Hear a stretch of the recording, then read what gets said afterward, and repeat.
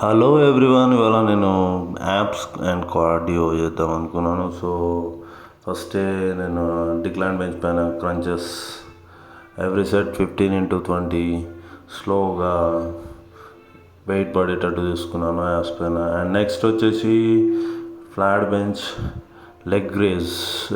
So every set 20x3 కొట్టినా సరే 4 కొట్టినా సరే. అండ్ నెక్స్ట్ వచ్చేసి వెయిట్ బాల్ తీసుకొని run and back and front stretching చేశాను.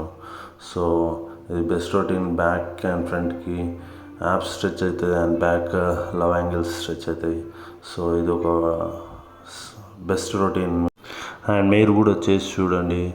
And next last but not a least and bicycle 8 to 10 minutes every set.